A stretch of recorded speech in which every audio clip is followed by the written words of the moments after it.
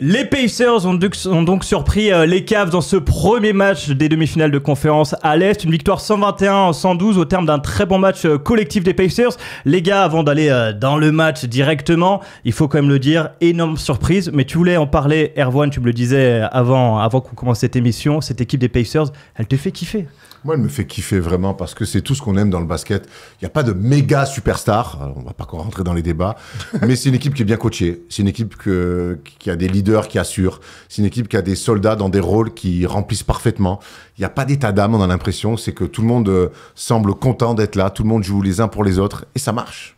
Et ça marche. Et c'est marrant qu'il y ait quelques semaines, ils aient sorti le fait que Haliburton était le mec le plus surcoté de la ligue, alors que pour moi, les Pacers sont l'équipe la plus sous-cotée de la ligue. C'est une équipe qui joue bien au basket, vraiment, encore une fois, et qui, en un peu plus d'un an, a fait finale de NBA Cup, en se faisant détruire par Anthony Davis, c'est monumental, mais bon, ils font finale de NBA Cup, ils font finale de conf la saison dernière, ils tapent les Bucks au premier tour, on peut me dire ce qu'on veut, ils tapent les Bucks au premier tour, et ils vont gagner le premier match à Cleveland, qui a survolé la conférence Est.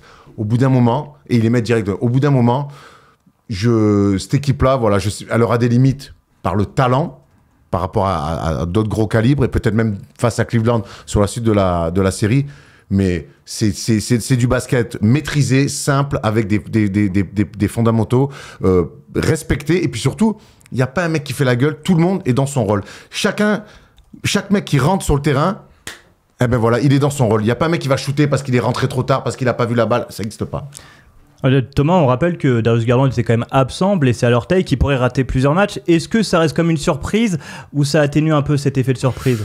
Non, forcément, ils sont affaiblis, mais aussi c'était une énorme surprise parce que c'est un gros match et que Cleveland se doit d'aller en finale de conf. La pression est sur leurs épaules, on l'a beaucoup dit tout au long de l'année. Et le match d'hier, les Pacers, ils font un match de bonhomme. Ils mènent pratiquement tout le game. Il y a un money time serré comme un poil d'Erwan, comme un cheveu d'Erwan, où vraiment ça se joue à rien, et ils leur mettent un run exceptionnel, plein de talent, plein d'adresse, avec des stops dans les meilleurs des moments. Andrew Nembhard, ce qu'il fait hier, mon gars, sur Donovan Mitchell, ça c'est des grandes performances de play-off. On verra ce qui se passera plus tard dans la série, mais ils ont montré, tu sais, ces coups de poing sur la table. Ils ont montré sur un match, les gars, nous on n'est pas des petits, on a de l'expérience. On n'est pas juste content d'être là. Exactement, on a de l'expérience, on a un corps de joueur qui est là depuis longtemps, on est bien coaché, tu viens de le dire. Si vous jouez à déconner, à être un peu maladroit, à la jouer un petit peu facile, nous on va vous sortir en 4. Tu sais, c'était un peu ça le message hier. Donc c'est le meilleur moyen de lancer la série. On verra à quel point l'absence de Darius Garland pendant la série va être importante. On voit Ty Jerome hier qui a été bon, qui a raté des choses, mais qui a été bon comme à son habitude quand il a du temps de jeu. Toujours en sortie de banc. Il met 20 points dans le match et tout, tu vois, il a été bon, ils ont besoin de scoring. Donc il y a beaucoup là comme ça dans ce bras de fer là de choses qui me font dire que moi, mon avis de base, c'est que Cleveland doit passer en 6, tu vois, et même y aller sans trop se faire peur. Tu sais, tu mènes 3 à un moment donné et tu te fais passer comme ça. Là, le bras de fer, il est plutôt à l'avantage d'Indiana et c'est une vraie surprise. Je suis curieux de voir ce que va faire Kenny Atkinson pour remplacer Garland quand même. Il met Meryl Streep là dans le 5. Je suis pas convaincu quand même. Défensivement, ils perdent beaucoup, même si Garland, on le cache beaucoup, mais il est plus rapide, plus un meilleur joueur, quoi. Voilà, c'est un meilleur joueur. Donc, je suis curieux de voir ce que Kenny Atkinson et Vincent Collet vont essayer de faire pour ce match 2. Est-ce qu'ils vont garder Meryl comme ça dans le 5? Il n'empêche que, oui, hier, moi, je vois des Cavs, certes, bon, t'as pas ton meneur de jeu titulaire, c'est pas rien, mais ils font pas un mauvais match, ils sont très maladroits. En face, si tu shootes à 52%, les Pacers dans un dernier carton exceptionnel, mais c'est des tirs parce qu'ils sont en confiance. Encore une fois, tu sais, prendre les stats bruts des tirs, c'est trop facile pour moi. Il y a, souvent on le dit, la sélection de tirs, et puis il y a le flow du game. Vrai, ils arrivent dans le 4e quart-temps, ils ont quasiment mené les 3 quarts du match, ils savent qu'ils peuvent faire un coup. Donc ils jouent libérés. Nesmith, il met des grandes filoches ouvertes. En fait, j'ai une question pour vous là. Sur qui tu fais impasse aux Pacers? De moins en moins de gars. Hein. Non, mais c'est à partir du moment de Aaron Nesmith. Retrouve le niveau qu'il a eu l'année dernière pour les playoffs, parce que cette année, on l'a peu vu finalement. À partir du moment où il élève son niveau comme ça, ouais, c'est compliqué, t'as raison. Trop fort. Nembhard, les 2 tirs qu'il met à 45 là. Ok, Mais lui, le Barcola des Pacers. Mais c'est son game. Ouais, non, mais c'est son game, Ouais. mais ça reste toujours surprenant Et puis- dans les deuxièmes tours de playoff quand il y a des mecs, des vrais seconds couteaux, qui prennent des coups de chaud sur des moves de Resta. Là, c'est pas un tir bien passé, tac, tac, tac, tac. Non seulement il met les 2 tirs, mais il fait aussi pénétration, passe à droite pour Nesmith, qui marque à 3 points dans leur run. Donc, Tyrese Haliburton aussi était très bon. On se souvient On en parlera, du ouais. 1 contre 1 comme ça, où il marque à 3 points dans des moments importants. Mais Sur Evan Mobley, hein, c'est ça. non, sur Jarrett Allen. C'est Jarrett Allen. Et en fait, c'est une victoire. Et là où je te rejoins, c'est le collectif avant tout. Et chacun va avoir son moment, que tu sors du banc ou non. Là où, côté Cavs, on n'a pas du tout cette sensation-là. C'est soit Donovan Mitchell, il élève son niveau, et à un moment donné, il a élevé son niveau. Et donc, comme de par hasard, ils sont revenus dans le match. Soit ils sont dans la mouise, en fait. Ouais, Mais- parce que à l'intérieur, pardon mon grand, parce qu'à l'intérieur, je trouve que la domination qu'on a beaucoup vue cette saison, mineur de jouer Jarrett Allen et Evan Mobley, où c'est une machine à laver, où pendant 48 minutes, bah, tu prends des grands sur des flashs, sur du rebond offensif, sur des systèmes pour eux. En plus, Evan Mobley qui peut s'écarter, ouah, c'est dur. Là, dans le duel, Siakam, Miles Turner face à Jarrett Allen et Evan Mobley, Avantage. avantage Au Pacers. scalp. Eh oui. Et donc, je les ai... Alors, Pascal Siakam, offensivement, de toute façon, il se cache jamais, il a été très bon. Mais même Miles Turner, je trouve qu'il est très précieux. Il est très précieux défensivement aussi. Il y a un attaque, bah, si tu l'oublies, mais il va toujours te mettre un petit panier. Il va toujours être dans les bons espaces, il peut sanctionner. Donc, ils ont même dominé ce secteur-là. Alors que ça aurait dû être un secteur encore plus fort pour les Cavs parce que Garland était absent. C'est un peu embêté qu'à la fin, Jarrett Allen, dans le dernier quart, il tire pas. Mm. Très mauvaise stat, ça. Quand t'es grand, alors Evan Mobley, lui, il a un peu plus d'impact, mais 0 tir pour ton très grand, qui est un joueur All-Star, pas bon signal. Donc, parce qu'il y a un gars qui prend feu, il met 8 points, 8 points pour Ty Jerome, 6 points pour Donovan Mitchell. Et c'était pas un bon signal. Mais à l'image de ce match-là, leur plan de jeu, je trouve qu'il est un peu trop sur les extérieurs, à un endroit où ils doivent absolument dominer. Ah ouais, raison. quand tu Mais- joues Mobley, Jarrett Allen, vous jouez grand un peu. Là où j'arrive pas à m'emballer, c'est t'en as parlé des pourcentages et je trouve que tu passes un peu vite quand tu fais 23% à 3 points et que l'équipe en face fait 53% en prenant 36, donc en mettant plus de 18. Ça me rappelle le premier match entre Minnesota et les Lakers où on se dit mais en fait ils sont juste passés à côté du match. Bon finalement on verra qu'ils passent à côté de la série, mais le match 2 ils avaient eu l'adresse, ils avaient gagné. Donc est-ce que ils sont pas juste passés à côté d'un match d'adresse et ça a donné la victoire aux Pacers? C'est toujours ce qu'il faut dire au début d'une série. Est-ce que vous avez très peu dit sur le match de Minnesota contre les Lakers et qui finalement était une bonne take en disant bon bah une équipe qui est pas intense et tout, c'était les Lakers. Là moi la question que je me pose c'est est-ce que c'est une tendance qu'on a vue sur ce match-là? Pacers dominant tout du long, Cavs très maladroit et très peu de lions d'attaque. Est-ce que c'est une tendance ou est-ce que c'est vraiment un match raté, ce qui peut clairement arriver hein. Il n'y a pas que ça. C'est un match raté en termes d'adresse, hein, parce que les Pacers vont pas shooter à 53% toute la série, et les Cavs vont pas shooter à 23% toute la L'autre, il a série. 13-30 hein, de Ouais, Mitchell, ouais, 11 à 3 points. Je sais. 13-30 À hein. 11, ouais. Mais ça, pour moi, de toute façon, l'adresse, effectivement, chaque match est une nouvelle histoire, chaque match est une nouvelle tendance. Donc, mais effectivement que ils sont repoussés et donc du coup ils sont maladroits. Mais encore une fois, pourquoi ils sont maladroits? Il y a des tirs ouverts, il y a des tirs aussi compliqués, il y a des tirs de fin de possession parce qu'ils sont repoussés vraiment.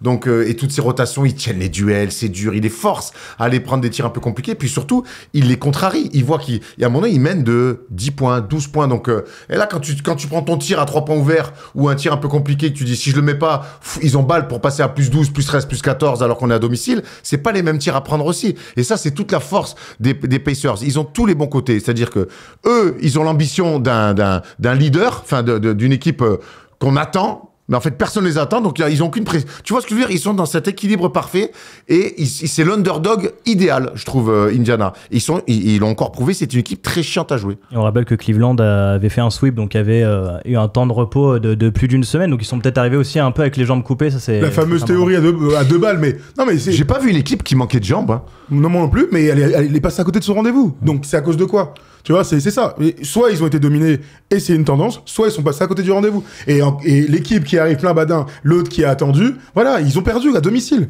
Alors que c'est une équipe qui a été magnifique tout au long de la saison là-dessus. Après, Enfin, ils en ont perdu quelques-uns. moi, je veux vraiment qu'on revienne sur Haliburton, qui est...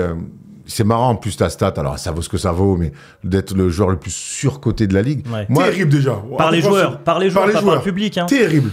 Terrible. mec, moi, Haliburton, aujourd'hui, je peux mettre un billet sur la table et dire avec ce mec-là, tu voyages. C'est vrai. Tu voyages. Il peut rater son match, par contre, jamais il se planque. Il peut être maladroit, c'est pas grave, il va faire des passes, il va mettre en place des choses, il va toujours peser sur une rencontre. On en a vu il n'y a pas si longtemps, et des joueurs bien plus expérimentés qu'Haliburton, avec des titres individuels qu'Haliburton n'aura certainement jamais dans sa carrière, des titres de MVP. on a vu des mecs se planquer, disparaître complètement dans des matchs de playoff. Moi, Liberton, je n'ai jamais vu un match important où il disparaît. Il a un truc, ce mec-là, quand même, c'est que il emmène les gens avec lui. C'est un mec qui joue pour la gagne. Il emmène tout le monde, il est dans la passe, il joue juste, il adore prendre les derniers tirs, il adore faire mal. Donc c'est marrant que cette stat soit sortie de surcoté, alors qu'en fait, je trouve que c'est un mec, il a peut-être un plafond aujourd'hui qu'on peut lui mettre si on veut, mais c'est un mec, tu sais, par contre, qui va t'amener tous les soirs à minima. Et ces minima, je trouve, sont très très hauts. Mais je te rejoins complètement. J'avais été très surpris, moi, qui dit ça. Alors, est-ce que c'est sa place dans le Team USA qui fait que, bon... Il a pas joué à Team USA. Et en mais plus, il a sa rien place en Team USA, le fait qu'il fasse partie des 12, oui. Est-ce que c'est à cause de ça que certains joueurs le trouvent surcoté? Mais qui le déteste, surtout? Moi, J'en sais rien, mais c'est un sondage de joueurs. Donc les mecs, ils votent, ils l'aiment pas. Il y a bien une raison. Au bout d'un moment, je serais jamais là à dire oh, c'est pas mérité et tout. Les mecs, on les connaît pas, on sait pas ce qu'ils se disent, en fait, ce qui se dit dans les vestiaires. Le constat, c'est que, à part Boston, la meilleure équipe depuis 2 ans, c'est les Pacers. Tu l'as dit au tout début. À part Jalen Brunson aujourd'hui, si je dois prendre un autre meneur de jeu, bah je vais aller assez naturellement vers Tyrese Haliburton. Pendant que la Melo Ball, il est en vacances à chaque fois au 1er avril. À l'Est. Hein. Oui, à l'Est, bien sûr. Bien sûr. À part la Melo Ball, lui, il est en vacances, on le sursauce, il est trop fort et tout. Frérot, le gars, il joue 30 matchs par an. Plus que Cunningham aujourd'hui. Non, mais on peut mettre Cunningham si tu veux, sans souci. Je te dis que depuis 2 ans, au bout d'un an, c'est lui le mec qui est All-Star, qui amène son équipe loin en playoff, qui fait des upsets. Ah oui, il y a des blessés en face. Mais en fait, c'est pas son problème. Lui, il arrive à manager aussi en tant que meneur de jeu son équipe de manière à être très très bonne dans les grands moments de playoff. Donc, il faut lui donner du crédit pour ça. Donc, c'est du bon storytelling de la NBA de dire, tu es le joueur le plus sous-coté. S'il bat les Cavs, il va encore en finale de conf. Qu'est-ce qu'on va dire? Qu'est-ce qu'ils vont dire tous les cons qui ont joué là, qui ont voté, pardon. Et puis, ce que j'aime bien moi sur le match hier, c'est que oui, il fait 22 points, 13 passes, mais défensivement, il fait 2 stops là en fin de match, sur Donovan Mitchell, je crois, et l'autre sur Ty Jerome, qui sont importants de ouf. Et lui, qui est souvent ciblé, je crois que c'était l'un des pires défenseurs en saison régulière au niveau des stats. Et ben là, il arrive là aussi à élever son niveau de jeu, et ça, c'est dans la tête, mine de rien. C'est un vrai mec intelligent. Alors effectivement, ça sera jamais Marcus Smart, mais en tout cas, il connaît les moments des matchs où il faut faire les efforts plus, où il faut mettre le panier plus, où c'est son moment de créer un tir. Il a le mismatch qu'il faut sur un grand, c'est mon moment. Mais c'est des moments bien choisis défensivement. Et oui, il va pas se mettre des pelés toute la rencontre. Par contre, sur les 2-3 défenses qu'il va falloir quand c'est important pour faire basculer la rencontre, il va le faire. Moi, je trouve que ce mec-là, en fait, j'étais pas spécialement emballé au début quand je le voyais du côté des Kings quand il est drafté. Tout le monde s'emballait. Je trouvais que c'était un petit peu une surcote. Quand il échange à la place de De'Aaron Fox, les fans des Kings disaient ah non, fallait le garder. Je fais ça, calme-toi. C'est que Haliburton. Bah, j'en suis revenu. J'en suis revenu vraiment parce que c'est un très beau joueur de basket, scoreur, passeur, leader, et qui a des résultats collectifs que certains ont mis 10 ans à voir, voire que certains n'ont jamais eu. Quand tu as mis un sondage, là, ce qui est intéressant, qui va passer en finale de conf, tout le monde voit Cleveland. Est-ce que pour vous, cette victoire, j'imagine, elle va pas changer la série, mais en même temps, j'ai du mal à imaginer qu'Indiana va prendre qu'un match sur cette série, du coup. Ouais, bah écoute, moi j'imagine que ce soit une série longue, donc au moins 6 matchs, et victoire des Cavs, malgré tout. Je pense que les Cavs sont une meilleure équipe de basket, mais par contre, les autres, ils vont rien lâcher. Donc ce sera déjà un vrai coup d'aller récupérer un avantage du terrain sur le match 3 ou 4, en ayant, je l'espère pour eux, pour les fans de Cleveland, de regagner le match 2. Parce que 0-2, c'est plus le même game. Même si tu te souviens, ces dernières années, on a vu des 0-2 à domicile revenir. Parfois, c'est un peu chelou. Mais bon. Si Garland ne revient pas, tu es inquiet? Faut qu'il revienne, oui. Moi, je pense. Je crois qu'il est. Attends, je crois que c'est chaud, même pour les playoffs. Il y a un mec qui disait, un insider qui disait, si c'était en saison régulière, il aurait raté 1 à 2 semaines. Là, ils vont essayer de le faire forcer. Le pied là, gros, tu peux pas jouer. Parce que là, oui, c'est terrible. Parce que là, perdre le premier match, justement, pour la gestion de Garland, c'est pas cadeau. C'est pas cadeau, mais t'as raison, le deuxième match, donc t'auras toujours pas Garland, et t'as perdu le premier match à domicile, et puis cette équipe d'Indiana, c'est pas les Warriors, ils se disent pas, allez, celui-là on le lâche, ça ira après. Eux, ils jouent tout le temps avec la même intensité. Donc il y a un peu danger côté Cavs, maintenant avec la saison qu'ils ont faite, c'est là aussi qu'on va voir qui est qui. On va voir les cotes du match 2 qui aura lieu dans la nuit de mardi à mercredi à 1h30 il me semble. C'est Cleveland évidemment qui reçoit pour le deuxième match et ils sont largement favoris. Cote à 1,20 du côté de Cleveland, 4,60 pour les Pacers. Bon, ça serait dire de pronostiquer une nouvelle défaite, non? Non, victoire de Cleveland. Je serais très surpris, comme tous les gens qui ont parié de l'argent sur ce match, que Cleveland ne gagne pas le deuxième match. Moi, je vois déçu même, Non, moi je veux une victoire d'Indiana 3-1. Victoire d'Indiana. 3-1 avec un but dans les arrêts de jeu. Le mec, il est tard, faut que je rentre. On l'a fait, j'ai vraiment. Tête au premier poteau. Il est tellement bugué là. Il est tard, faut que but sur corner au premier poteau. Je prends le commentaire de Brian qui est intéressant. Arrêtez avec le sondage. Sur 450 joueurs, il y en a 88 qui ont participé. Sur ces 88, il y en a seulement 13 qui ont répondu à la question. Haliburton, en gros, il y a 5-6 joueurs qui le trouvent surcoté. Ça va. Voilà, je vous... Ah ouais. Bon, Brian, tu veux nous niquer notre délire dans notre storytelling? Voilà, on aime bien ça. C'est sorti de partout, donc quelque part, au-delà, nous, on n'a pas voté, mais c'est sorti. Et si c'est sorti, c'est qu'on avait envie que ça sorte. Donc ça nous fait sourire, évidemment, qu'on prend pas ça comme une info de vestiaire, une info basket. On va pas faire une palette sur le fait qu'Haliburton soit surcoté ou sous-coté. Mais je trouve que dans l'histoire, c'est marrant parce que, et c'est surtout prendre cette info futile, et je te rejoins, pour montrer surtout qu'en fait, qui est vraiment Haliburton, et peut-être qu'on se rend vraiment pas assez compte de ce que fait ce mec-là, avec des vrais résultats en play-off. Ce qui est sûr, c'est qu'on a beaucoup parlé de Tyrese Haliburton, on a très peu parlé de Siakam, on a très peu parlé de d'autres, mais parce que c'est à l'image de cette équipe, Oui, on en parlera jeudi parce que Les séries vont être longues. Mais oui, on en parlera bien Ne vous plus. inquiétez pas. Et tu connais ma tech sur Siakam, hein? Il aurait dû signer aux Warriors. T'es sûr? Ça fait longtemps. Les mecs, ça les rend fous chaque fois dans les commentaires. Mais arrête! Bon, on a fait le tour de ce premier match de cette série. Évidemment, on en parlera plus jeudi dans le First Day Show. On aura eu plus de visibilité sur cette série. Vous nous dites quand même dans les commentaires qui vous voyez remporter cette série. Tu veux présenter le First Day Show jeudi aussi? Tu veux prendre la place de tout le monde? Viens avec les scooters si tu veux, gros, hein? Tiens, bon, j'ai déjà ton canapé, ça va, non? Allez. Ça va. Allez, on va enchaîner.